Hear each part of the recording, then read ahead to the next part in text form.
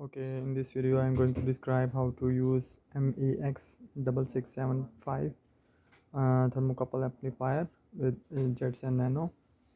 So this is my Jetson Nano.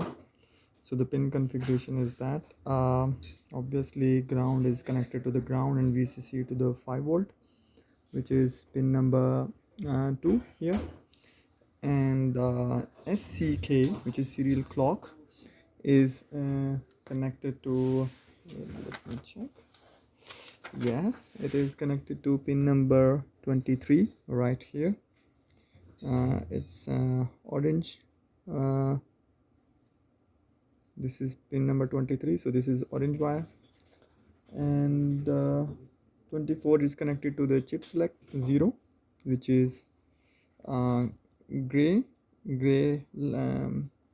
uh, wire, and this one, which is data select or S0, it is connected to 21.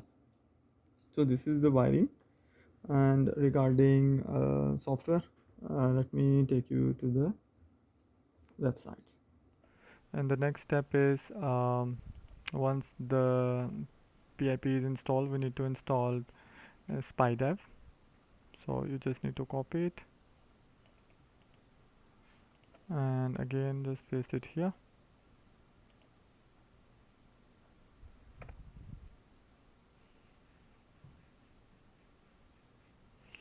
So it is already installed as well. The next step is we need to configure the IO pins for the Jetson Nano. So for this you need to enlarge the screen, otherwise you will not be able to see the complete picture. So let's just speed this one. Okay, so we see this configuration, and then not out of root. So configure 40 pin. So here I have configured SPI. I have opened this port, I have checked it. So with enter you can unselect it, and with again entering you can select it. So once this is selected, you can go back, and obviously you can save and reboot. So once it is rebooted, your Jetson is configured for SPI. Now let's run the code for thermocouple.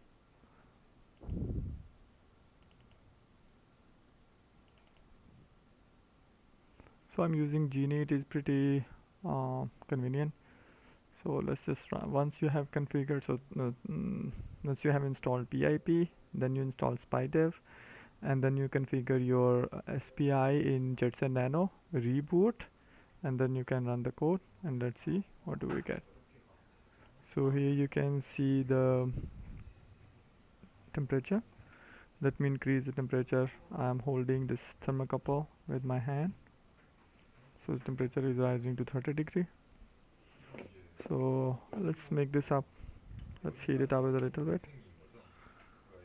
Okay, so I have just used some flash. You can see it's 160 degree. So that's all. Thank you very much.